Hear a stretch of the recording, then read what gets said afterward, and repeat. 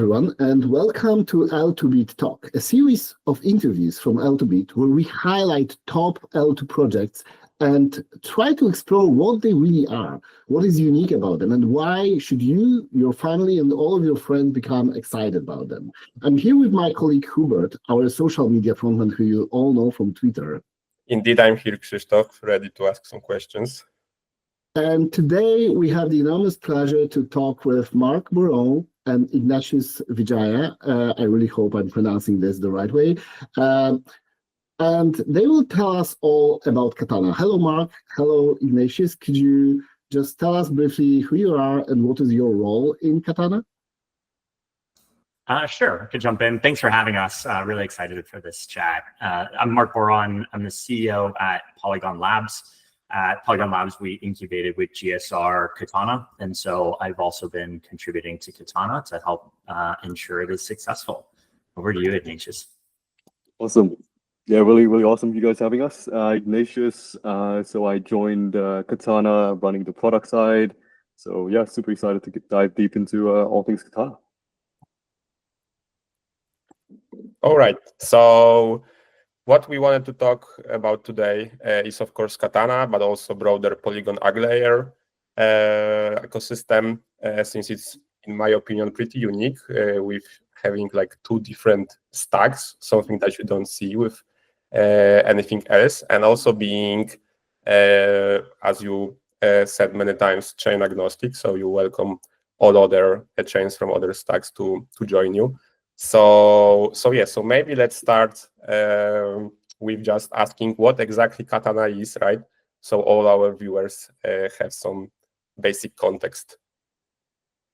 Yeah, sure. So Katana is a DeFi-centric chain, and what makes it different in terms of being DeFi-centric is it really focuses on what users care about, right? So what we did when we were incubating Katana was go talk to a ton of DeFi users and say, like, what are the things that you actually want to see? And number 1 and 2 were pretty much always higher yields and deeper liquidity. And so Katana is built from the ground up for that purpose. And so the way that it does that is it has kind of this concept of like core applications. So there's a few applications on any chain that effectively are liquidity hubs that others tap into, right? So you've got a spot DEX that is going to do that. You've got a lending protocol. You've got a perp DEX. You might have a launch pad. There's one of each of those on Katana. Now, this is done in a permissionless way. It's all done through incentives more than anything else.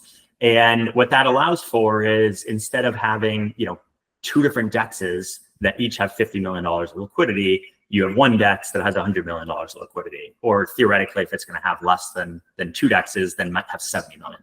But that $70 million of liquidity is actually much better on one DEX than having 100 split across 2 with 50 and 50.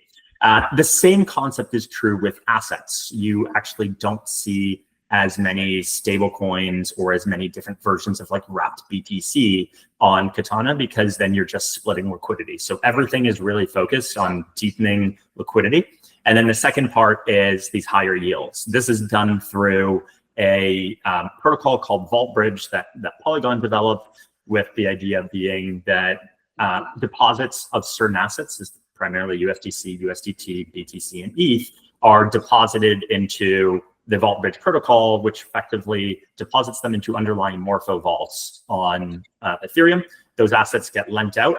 The yield that is generated goes back to users on Katana.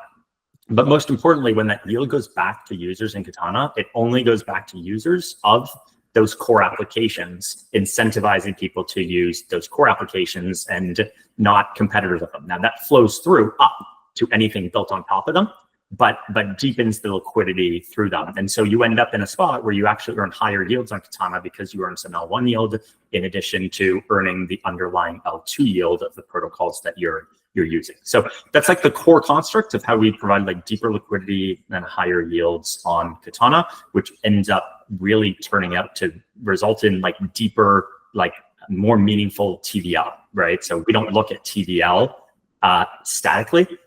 We actually look at TVL that is used in DeFi protocols, because TVL that is actually sitting on your chain has a security cost associated with it. And if it's not being used, it's actually negative for your chain. And so Katana really incentivizes using it.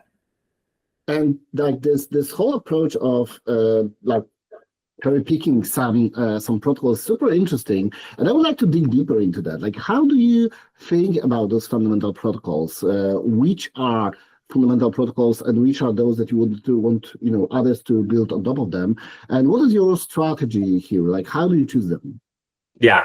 So yeah, importantly, we want hundreds and thousands of protocols to come build on Katana.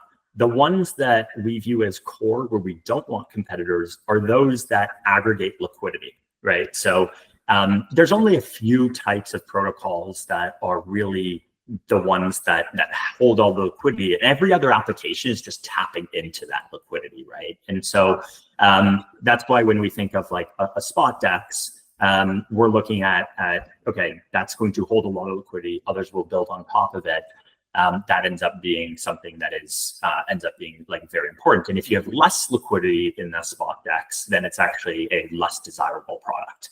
And that's really like the core of how we look at it. Then there's the part of how we actually choose which are those core applications, because there's frankly like big risk when you do that, right? Which is like you have to pick the right applications. They need to be very strong from a security perspective, from a performance perspective, so on and so forth. So what we did is we went out to the market. And number one thing is, hey, who's interested in partnering with us on this, right? So there's a bunch of teams that get like disqualified because they just don't want to, right? And so like, okay, that's fine. Then we look at the teams who do, and what we end up seeing is that there's a lot of strong partners, right? So on the lending side, really had to pick between like Aave and Morpho, right? Those are like the two picks that like really stood out as obvious. We ended up moving forward with Morpho, and the reason for that's like a couple things. First of all, they have like a very, very simple code base, super easy to audit, super easy to get comfortable with, very low risk from that perspective.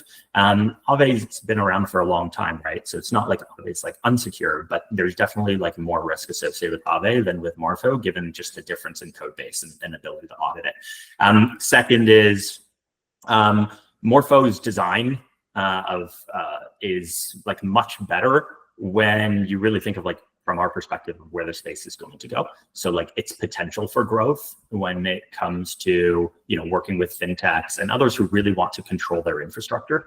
So that made like Morpho like a very good partner on the lending side. On the debt side, we picked Sushi. Like why Sushi? A couple of reasons for it. First of all, they have like a long history, good security in the space. Both, just like Morpho being permissionless, it's also permissionless, which obviously is important. They have a lot of users and strong like cross-chain integration. So one of the things at Katana that we care about is we think that Katana is the best built chain for DeFi. And so if that's the case, you actually shouldn't be worried about competing with other chains. Lots of people want like your own app that is only on your chain and nowhere else. For me, it's actually the opposite of Katana. I want apps to support many different chains on the basis that Katana is actually going to be the best experience. And so when they support all of these other chains, what that means is their distribution increases and their ability to bring users to Katana actually increases because users will choose the better experience. And so Sushi has that great cross-chain experience, very secure, lots of users. So they were like very solid in that respect. I think we then went over to finding a launchpad, a token launchpad, very similar to like a meme coin launchpad. That's actually a really tough one because there's so many options in the market, and like very few are actually competitive, frankly, with or have any ability to compete with something like Pump. And so what we did is we went to work with a reputable team. So the Impossible Finance team, which has a non-meme coin kind of token launchpad, has built, I think, a launchpad that historically has been successful. So worked with that team on a very different, separate product that they have like a separate team operating that is called Kenzie, which will be launching soon. And really the idea here is you want, frankly, a team that can execute well, because like the whole token launchpad game is so built on like execution more than anything else. I think the smart contract security is actually a relatively simple one on that front. And so that was like another big one. So that's like really kind of like how we think about those different core apps and go about picking them. Okay, so may I ask what's the main focus right now when it comes to go-to-market strategy, since you guys are like pretty unique, I would say, like looking at other L2s, right? So are you like with this whole like main app setup, you are targeting specific user segments, regions or narratives, or do you plan to expand beyond DeFi at some point? How does it look like? Yeah, I can take that one. So if we just take a little bit of a step back, like, we launched 3 months ago. Initially, we leaned into more of like a simple, earn surface to onboard specifically DeFi users very quickly. That effectively brought in, a wave of like passive capital, and that created, the usual bootstrapping challenge as with any chain, liquidity, but with, growing demand, right? I would say now our focus and incentives have shifted more towards like, the active trading oriented segments. So, things like, crypto native LPs, traders, borrowers, and also token creators as well. Those who effectively care about, 3 things that Marc also touched upon, which is like deep execution liquidity and quality, predictable borrowing, which is very important, as well as higher and sustainable yields, right? So these are, the user segments that would notice if a 500K swap, slips 100 bips, for example, or if borrow rates swing 20% in a week, right? And you do see this in DeFi as well. So if we can serve them well, that effectively allows us to meet like the highest technical bar and user requirements as well within DeFi. And I would say, like, in addition to that, this is also one of the core reasons why we built the Katana app, is that it's a key component of our go-to-market strategy as well. We want to repackage and distribute all the underlying rails that Marc was referring to via this kind of consumer-grade surface that also sets the UX quality bar within the ecosystem itself, right? So regardless if you fall into one of the categories I mentioned before, which is probably more on the pro-advanced side, or if you're early to DeFi, you'll have a consumer-grade surface to access all these underlying liquidity rails that sounds initially complex, but repackaged in a very simple way. I think, Hubert, you also mentioned geographically, we're pretty much global from day one. Like, I've seen strong adoption from Asia and Americas, but pretty much global. Narratively, I guess like one very simple framing that I like to think about is like, the classic things in finance, like earning, trading, borrowing, as well as speculation, should effectively sit on reliable and deep infrastructure, right? So that's effectively the framing. So if you want to, for example, speculate, you generally want to do it where the rails are deepest, execution is tight, and yields are generally sustainable as well, right? And if you do that on Katana, you get better upside capture because of the boosted yields that are coming from all these different revenue streams, a better downside protection because some of these revenue streams are independent to activity on Katana, but they also scale with activity compared to other venues, for example. So now you're backed with an entire chain that in and of itself is also backed by multiple different revenue streams. I think the last question was around expanding beyond DeFi. I guess the answer is yes, but not yet. I think generally we need to make DeFi rails very attractive as DeFi, meaning, for example, USD denominated yield dominates and holds even without kind of, token emissions. Once that's proven, we can widen the surface to more, traditional institutional pathways. So think institutional APIs for reporting and compliance, FIDE rails, RWAs, etc. And at that point, hopefully, CFI, DeFi, that whole distinction fades away and Katana becomes, that home for global finance effectively. So, and yeah, I would like one to thing. sorry. I think I was just going to add. I Go mean, I think you guys will probably appreciate this especially, but like, look, the whole point in L2s and like having multiple chains is the idea that like you can build a better chain for a specific purpose than a general purpose chain. Like I say it all the time, like whether it's at the L2 or L1s, like every blockchain is converging. Every high performance blockchain is converging on a specific design that all ends up looking very similar in one way or another. What that means is that all block space is just becoming commoditized. Like what used to be valuable to be fast and cheap is no longer valuable to be fast and cheap. Like all the differentiators are going away. And so when that happens, then you need to find a way to actually have a valuable block space and differentiator. And it's not going to be just a faster, better blockchain. It's going to be an offering that is different from what exists in the market. And so, you know, being in the case of Katana, like having this whole idea of like Vault Bridge and earning yield from Vault Bridge is unique. It's something that you wouldn't want to do for like payments. It's something you probably wouldn't want to do for like several other use cases, but for DeFi, it like 100% makes sense. Similarly, like you don't need to build something for like really deep liquidity, some limited purpose. Like you do need to do that for some purposes, but you do need to do it for others. And so really building for a specific purpose means you're going to let go of other areas, but like what you valuable. I would like to expand on this a bit more, because like what we covered so far is the supply side. Like you mentioned how you have all this, you know, infrastructure that allows for all those things to happen and to be, you know, to offer best rate, best liquidity. But how do you plan on approaching the demand? As you know, in crypto, I would say that probably one of the most successful apps in crypto out there is Polymarket from Polygon. And how do you plan on repeating this success with Katana? Like, what is going to be Katana's Polymarket? How are you going to reach the customers that would be serve as the demand for this block space that you mentioned? Yeah, I can maybe take a shot at this, and Ignatius, feel free to like hop in with your thoughts. But I break the kind of like DeFi segment up into two. It's like the degens and others who just want to earn, like let's just call them the non-degens. When it comes to degens, like there's nothing you can plan for. What I mean by that is like you need to have a unique application, something that is just ignites a certain amount of excitement that's just different, right? So Polymarket built something just didn't exist, right? It was a prediction market that like people just didn't have the ability to go and take a view on events of any sort. And then they could do that. I don't think there's that many things left in DeFi of that nature to do, but there's probably some that like I'm not foreseeing, right? So for Katana, like the goal is the team needs to identify high potential teams who have unique ideas and have them execute on those ideas. And eventually one of them might become a really big app.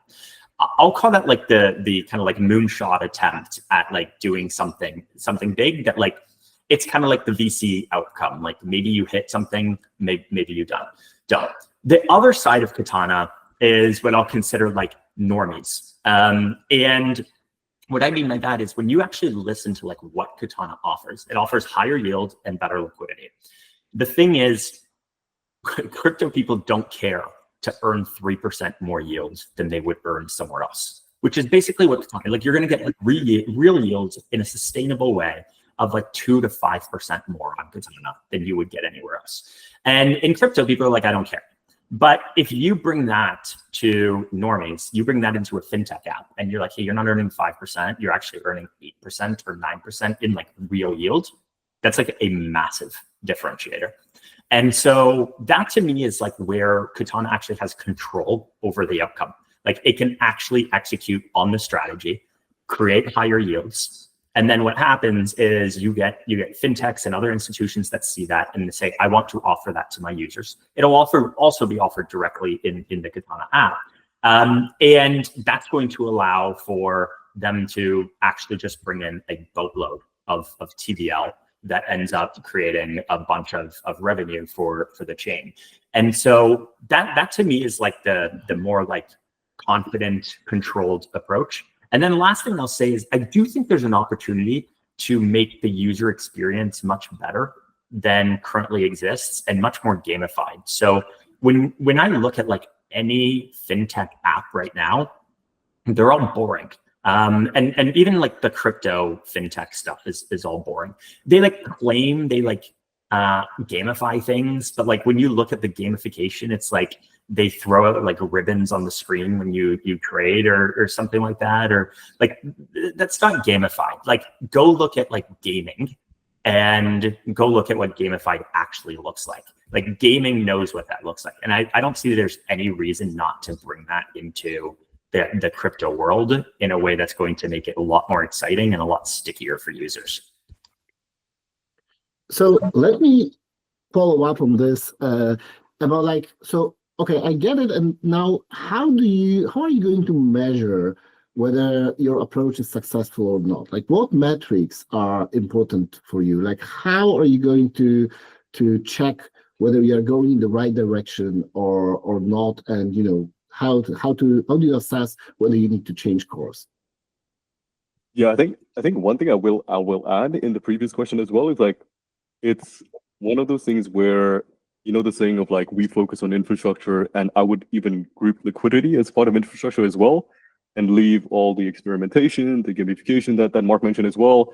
And I feel like that layer, there's a lot of room to experiment, and all the kind of infrastructure, DeFi, liquidity, targeting of incentives and everything is something that, you know, Katana will handle effectively. So I feel like the overall moonshot idea comes around from when you're combining the kind of creativity that a lot of these apps are bringing along and adapting to Katana Rails with the reliability that backs it as well. So just wanted to add that. And I think it carries nicely as well to this question because, you know, when we think about like health, for example, like success, right, metrics, I think as an industry, we moved away from like things like raw TVL or transaction counts because that doesn't really mean that capital is productive, or the execution, for example, of trades is reliable enough. So the metrics that we like to think about, and you know, we use the term productive quite a bit. I want to kind of break that down a little bit as well into give or take 5 to 6 different buckets. You know, like the first one is, and I think we say this quite a lot, is like productive TVL, right? And the way to think about this is like the share of assets that is like, if you guys know DeFi Llama, it's basically DeFi Llama TVL, which is the share of assets that you actively deploy in like things like LPs, collateral, and vaults. So they're readily available to be utilized. They may not be necessarily utilized as of yet, and you probably don't want to have the maximum highest amount of utilization because you want to have a little bit left to, for example, surface liquid withdrawals and so on, right? So that's the first one. Execution, again, we talk a lot about like finance and trading. Execution is obviously super important. We think at this point, like DeFi is nowhere close where we need it to be, for example, to compete with, you know, TradFi. We would be looking at somewhere in the order of like, you know, 1 to 5 bips of slippage at, you know, $1 million trades on some of the more core pairs on Katana. So, you know, that's what we're kind of targeting. Third, you know, on the other side, you have things like perps, right? And perps is an area that we want to bring onto Katana as well. And here you got similar style metrics, right? You got the price impact, you got like the funding basis errors, you've got, which basically keeps perps, you know, tethered to spot, the quotation latencies, oracle liveness, and so on. So we want to make perps execution quality a lot more seamless as well and smooth, specifically on Katana. You know, borrow stability. Again, I mentioned like the volatility rates of borrow rates. Again, we want to make sure that like there is predictability in these borrowers because it's very difficult to do accounting and forecasting if it's wildly volatile. Fifth one I would say is like sustainability. So I think we talk a lot about like the different revenue streams within Katana itself. We want to make sure that these revenue streams are backed by, you know, durable, you know, activity link sources. So we mentioned like Vault Bridge, which is coming from lending demand on L1, AUSD, which is backed by T-bills. You also have things like sequencer and COL fees, which scales effectively with like chain activity and transaction activity, as well as, you know, COL, which is deployed to different pools, for example. And also emissions through, we're going to have CAT emissions that you can redirect with VCAT. We want to make sure that those emission tanks are backed by, you know, sustainable sources, revenue sources as well, not simply just kind of inflated and minted. And I would say the last one kind of tied to that point is like alignment. You know, one of the reasons that we are introducing VCAT is that we think it's a good mechanism to align LPs, traders, and holders and voters, which is tend to be often overlooked in some of the other VE models. And so, you know, we're talking, for example, like somewhere 50% or more of like circulating CAT is locked within, you know, VCAT. within hopefully a year, of once we launch the beacon mechanism itself. So at that point, you have CAT that becomes like this index into all of Katana's different fee rails and revenue streams that we talked about. And you have a network of fee switches that we could engage to redistribute value back to you as a holder and voter, right? So to me and to us, like, success for us means liquidity is productive, execution through spot and perps, hold at size, rates are predictable, yields are real and also scalable, and the incentives effectively, align for the longer term across different parties. So, and if I can follow up on this, because like you mentioned liquidity, and this is basically the name of the game, having deep liquidity in the protocols, and that's why you don't want to diversify it into different protocols, but you want to, center it in one like chosen protocol. And I'm curious, because like everybody is talking about stable coins right now and stablecoin liquidity. What is your approach to building deep stablecoin liquidity? Others are trying different incentive programs, simply attracting, putting money in the given protocols. How do you approach it? Yeah, so I think it starts with a certain amount of emissions, right? So like Katana has a token called CAT, and people that is used as incentives.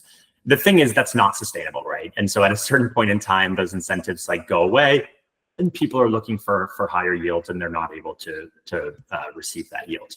I think the unique thing about Katana is this flywheel that allows for USDC and USDT to be deposited into Katana and to actually earn more yield than they would earn elsewhere, right? And so that allows for people to continue to hold their stable coins in Katana, and they're incentivized to hold them only in certain specific protocols, and specifically in the core protocols. And so when they do that, they're earning more yield than they would otherwise. So that's like step number one. Number two is there is a native stablecoin to Katana called Agora USD, AUSD. There is a significant portion of the yield that is actually circles back to the users who are using AUSD in different protocols. So to the extent that somebody doesn't want to take any bridge risk of any sort, they can have a native stablecoin and still be earning significant amount of yield on it. So combine kind of the vault bridge concept with it, along with like the revenue sharing on Agora in these core protocols, and you just get better stablecoin liquidity. And I think it's like a specific example of this. So if you go to Base right now and you look at ETH USDC liquidity, so not stable to stable pairs, but ETH to stable, the most traded kind of pair on almost everything. What you're going to see is 3 different DEXs, Aerodrome, PancakeSwap, and Uniswap, that all have ETH USDC liquidity.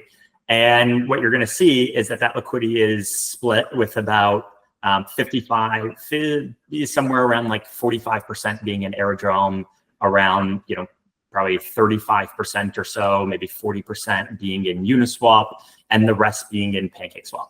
Now, if you want to execute a USDC ETH trade on that, the deepest pool of liquidity that you have from that $66-ish million across all 3 protocols is $34 million. What that basically means is that you're going to get 2x the slippage doing a trade in the deepest pools on Base, as if all of those pools were one. Now, just assume that you wouldn't hit that $66 million of liquidity, and instead of getting to 34 million, you could maybe get to like 50 million.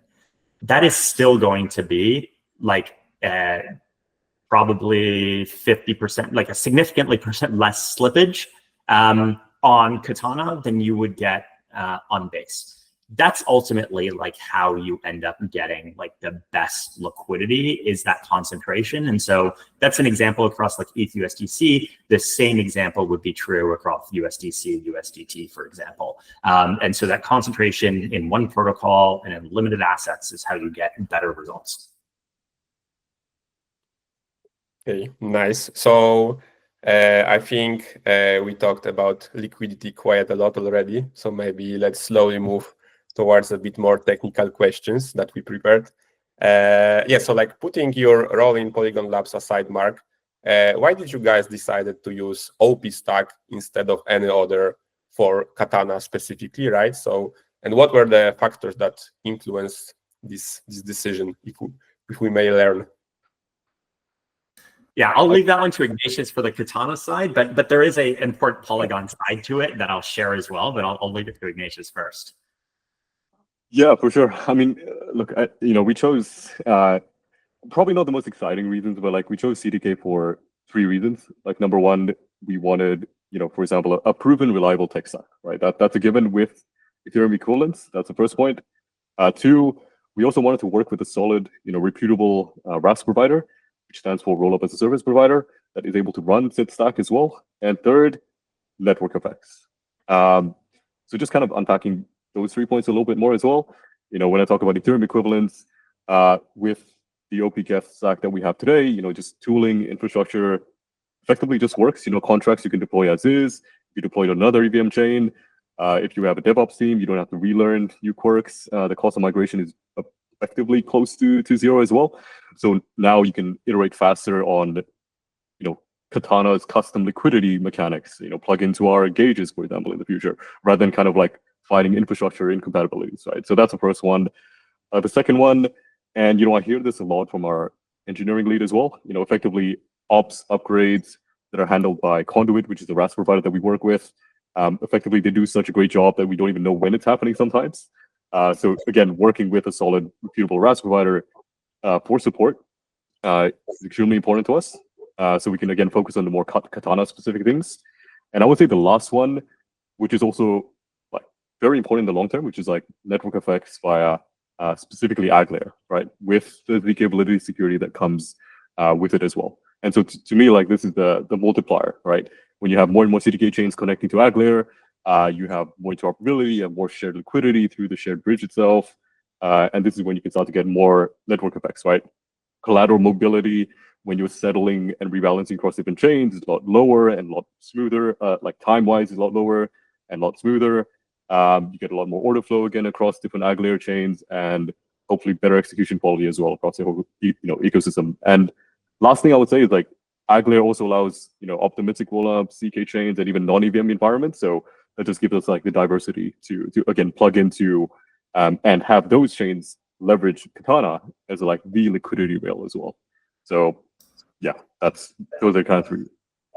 Yeah, and then bringing in like the Polygon side, which was relevant to this to some degree.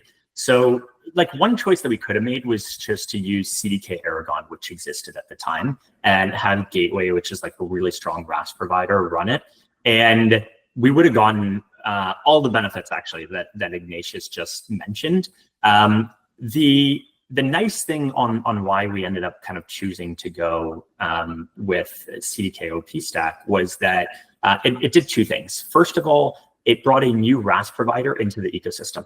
So Conduit is very familiar with OP stack. They're already running it. So I want Conduit to be able to run more chains that are connected to the AgLayer. So bringing in a stack that allowed them to do that is still a performance stack, was one consideration. The second one was there is a certain demand for OP stack, right? And so as we've talked about, like the AgLayer and Polygon is like very agnostic to different stacks, right? And so we wanted it to be like very clear that like you can run a very high quality chain on a non-CDK Aragon stack, which was like the original stack that existed. And so by having Katana use CDK OP stack and Conduit running it, it's like very clear that you can have a very high performance stack that is operating on CDK OP stack. So now that leaves people with 2 choices. They can say, I want CDK Aragon with certain kind of performance and design, or they can use CDK OP stack with certain kind of design requirements. That is like really the thought process on the Polygon side, and the benefit is that like either of those stacks end up being like strong for Katana, and so far like CDK OP stack's been great for Katana. Okay, and may I ask why did you choose OP Succinct over, let's say, OP Kailua by Boundless by Risk Zero? I think we all kind of agree that fraud proofs needs to go right as soon as possible. But yeah, there are a couple different approaches to actually achieve that. So I'm super interested. Yeah, I can take that one. So I would say, and to be direct and honest, like Succinct's SP1, that was really at that time like the first production ready option available when we wanted to launch, and to us that mattered a lot. We needed something that was live, stable, and available to start proving immediately. To your point, Hubert, as well, like we think that it's very healthy now. There's other competition. So you mentioned Boundless as another third party that just released network offerings running a proven network as well, where third parties can bid to generate proofs and so on. Overall, positive economical benefits for us, and so these are options that are available, and we're glad to see the competition happening. So at some point when we want to maximize improvements in economics and like costs on our side, these are areas that we could explore as well. But just specifically on SP1, one of those kind of advantages that we liked when they came out of the gate was like, number one, it was a general purpose CKVM, right? So it's RISC-V based, it's optimized for EVM traces, so we're not locked into narrow custom circuits that perhaps you would get with a custom circuit. The second one is more on like the simplicity. Again, we could run a production grade service and network without needing to run our own proof farm, which again is a lot more OPEX and overhead to run on our side. So again, we want to focus largely on the kind of Katana specific liquidity benefits. And the final one is like native CDK fit itself. So having a stack that again has proven and is cleanly integrated into Polygon CDK without the added debt, was also very important to us. So those were again kind of the reasons we went with SP1. But again, we're kind of glad to see this kind of open competition with other networks, and we're open to exploring as well. Yeah, like the reality is, from my perspective, is provers went from being something that is unique to being something that is almost commoditized. Like, yes, there's still like performance improvements that we need from a cost and latency perspective, but they're coming like pretty fast. And if you look across like, I don't know, probably like the 8 to 10 ZKVMs that are being worked on, there's only now like a couple in production, but the others are going to come into production like very, very fast. And ultimately, it's going to cause like the commoditization of ZKVMs, which I think is great for L2s in terms of the choices that you make. That those choices like weren't available. Succinct was like really quick to the market, built a good product, and so made it like easy as a choice. But I think like as you go forwards and you look at the options in the market, it's going to get like way more competitive, and suddenly like pricing is going to start mattering a lot because there's going to be lots of options in the market. So I think it's going to get like really, really, frankly, like interesting in the next year as more comes to the market. And I need to follow up with our own perspective on this. So I'm curious, like, where do you stand on our risk assessment framework and our stages framework? And what is your roadmap for decentralization? Do you aim for becoming stage 2 rollup anytime soon? Like, is it something that is on your priority list? How do you look at it? Yeah, so we are stage 0 today, just to be clear, and the long-term target is to become stage 2. But if we just take a look at stage 1 as a medium-term target, and there's no hard timelines around this at this point. I think again, like we talk a lot about like liquidity, bootstrapping the ecosystem, getting borrowing demand, all these different factors. Like first and foremost, product the users. We want to make sure they have a good experience that leverages all the deep liquidity and execution benefits on Katana.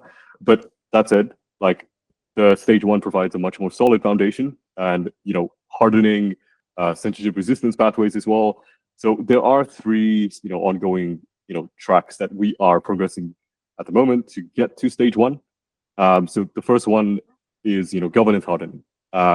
We do want to move all upgradable L2 contracts behind a security council. So we do have this defined. It's 10 out of 13 paired with an admin multisig as well, which is a 3 out of 5. And we also want to gate this by a 10-day on-chain time lock and exit window. So I think that will help satisfy one of the requirements for stage 1. The second one, which we've also talked about between L2BEAT and Katana, is like the censorship resistance and exits, right? So enabling these anti-censorship routes, right? So we have a forced transaction path as well as permissionless exit. So users can withdraw if the operator is down or censoring, or if they don't approve an upgrade, for example. And I think with this one, there was like an edge case that we were looking at around like native ETH bridging specifically, that it had to be done in 2 steps. But once we close this gap, we would be again at the stage 1 kind of requirement for CR there. And the last one I would say is like, because Katana is also an ag layer chain, there is a shared L1 dependency. This is the 3rd track. And so we do need to coordinate with the ag layer team. And we know this is also being worked on so that, things like the shared components, things like the rollup manager, the shared bridge, the gateway, they also adopt stage 1 semantics.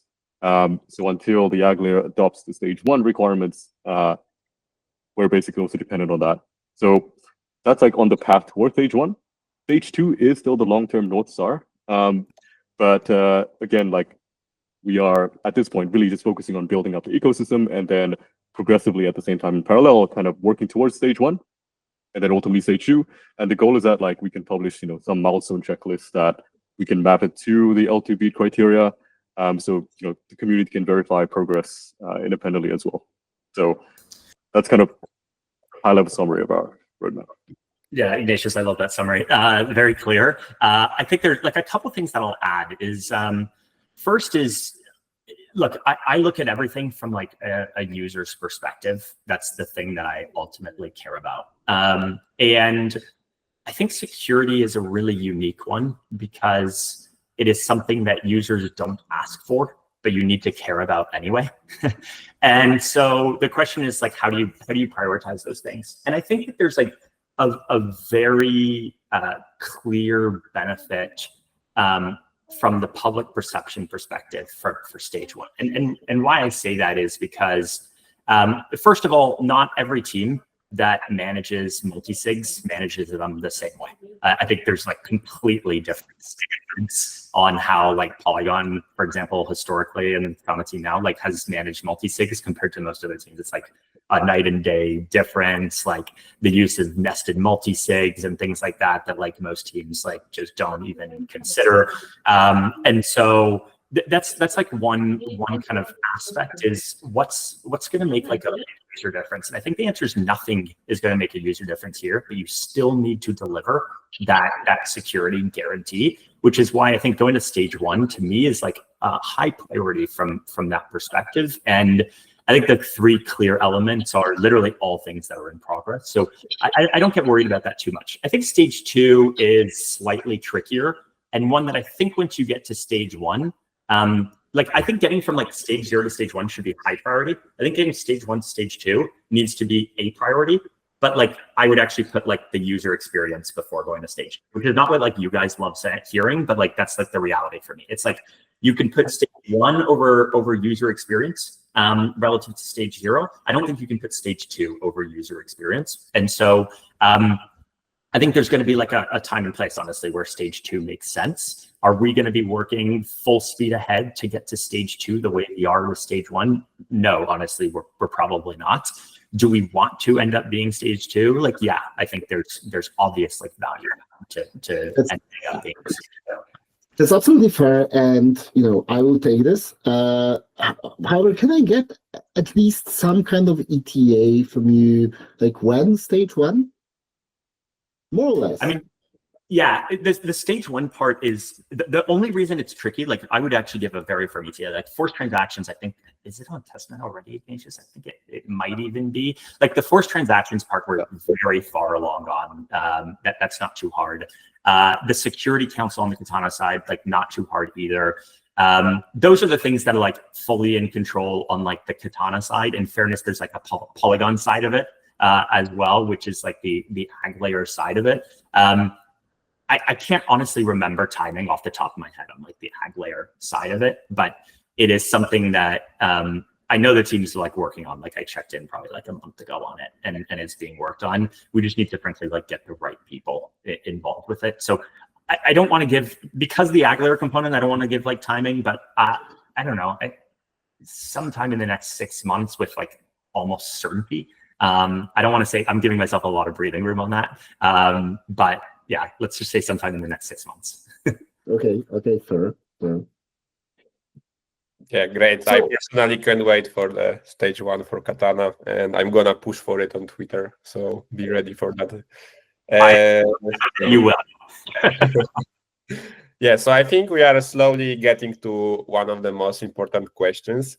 So why should developers and users choose Katana over, let's say, any other rollup or even Polygon POS, for example, right? So how do you want to position there? Because your ecosystem is pretty vast, not gonna lie, with a lot of different chains connecting to a layer. So which decisions should be taken by all of those teams that want to deploy something? Yeah.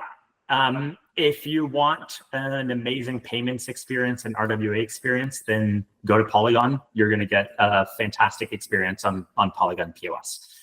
If you want a great, I don't know, like gaming experience, go to Immutable. You'll get a fantastic gaming experience over there. But if you want a great DeFi experience, then go to Katana, like period, right? And so the question ends up being like, why? So if you're an app right now, and you go deploy anywhere other than Katana, what's going to end up happening is that for some period of time, you're going to get like really high emissions probably from tokens in that ecosystem, which will be good for your users. Or you'll go to an established ecosystem where you're not getting any incentives and you're going to get like bare bone kind of yield for your users. If you go to Katana, what you end up getting is, as of today, emissions. But what you also see is that every once in a while, Katana announces a bonus, which is all of that Vault Bridge yield that ends up flowing through the core apps to the applications built on top of them. So if you want to end up offering your users more like real yield, like USDC yield, USDT yield, ETH yield, BTC yield, then you end up going to Katana and you're able to offer that yield. And that is something you're just not going to get anywhere else in the same amount. And that's why it makes sense. So if you're building for like the long term, which not enough people in crypto do, but if you're building for the long term, like you choose to go to Katana for DeFi. If you're building for like quick emissions for your users and frankly expecting them to eventually die and you don't care, then you might go to like another chain. Nice. Amazing. So we will be wrapping up this discussion soon. Thank you very much, because it was super interesting. But before we go, I would like to give you an opportunity to tell us, like, what does the future hold for Katana? Like, what is coming? What should we be excited about? And when are there any exciting news or upcoming events that you would like to share with us? And where should I put my money on Katana? What's the alpha? Ignatius, you want to take that, and I can jump in after maybe if I've got something more. Yeah, of course. On the last one, Hubert, I mean, that's borderline FA, so we'll avoid that. But you can always go on the app and you can take a look at some of our boosted APYs and opportunities. But no, I think like what's primarily exciting to me is like, I mean, right now when you go to app.katana.network, that's a beta app itself. I think this is probably one of the first times that we're saying publicly that we are going to be revamping the layout for the app itself. So there's going to be a V1, surprise. So that's also going to come up, over the next couple of months. And that comes with, a better portfolio view, a newer on-ramp experience as well. So where you can go from basically any chain, you can bridge, swap, and deposit in a single signature into Katana itself. You have, in the future, new primitives, like DeFi primitives, like smart versions of lending and borrowing that you can compose, where you can kind of deploy your assets to LPs, but also use that as collateral, and then so on and so forth, right? You've got tools that are more familiar in like finance, like DCA, recurring deposits, alerts, rebalancing, etc. We'll also introduce a questing leaderboard feature as well. So be on the lookout for that. Plus future things like better wallets, potentially like assigning with the Katana as well, where you got this universal login across all Katana apps within the Katana ecosystem. So that's really exciting. Outside of that, like a ton of new app launches as well. So super excited about that. The Meme Point Launchpad, Kensei, we have Spectra, again, Perpdex, Foresight, like a lot more eco apps are going to be launching as well over the coming weeks and months. The third one I would say is specifically on like VCAT. I think one outcome as a result of us launching VCAT is that like there might be this thing called, if you guys remember, like the curve wars, but the equivalent of that is like VCAT wars. So you have people that are bribing for emissions, COR pools and stuff. So it'd be very interesting to see like how this impacts like the spread of liquidity across different pools and so on. So that's something I'm kind of excited about. And the last one is kind of probably not as exciting, but like, COL is something that we're going to be building and just seeing that at scale. So right now we're like 200 to 300,000.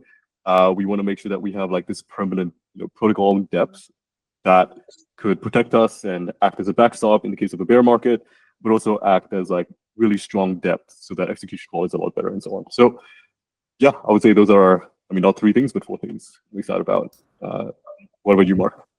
Yeah, I don't know, that's so comprehensive. I don't know what to add to it, but I do think the COL point, which is chain-owns liquidity, is a good one to make that we haven't actually talked about, which is right now that's $300,000 in the first 3 months. And this is basically permanent liquidity in the core apps. And the general idea here is in most bear markets, what you have is a bunch of liquidity that gets pulled out and the trading, borrowing, lending experience goes down drastically.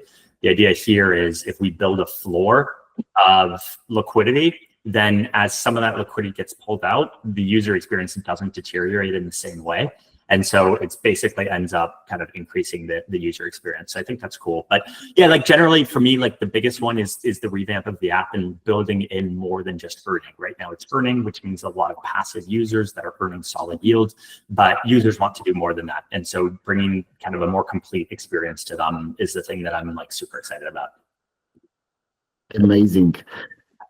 So that's, the future looks super exciting. I hope that, we'll be able to get back to this discussion, for example, like a year from now or something like that, and summarize like, how, like what of those predictions actually proved to be true and like what the future looks like a year from now.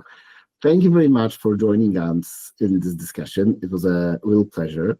And see you soon. Thanks so much for having us. Thanks for having us. Thank you. See you on Twitter soon.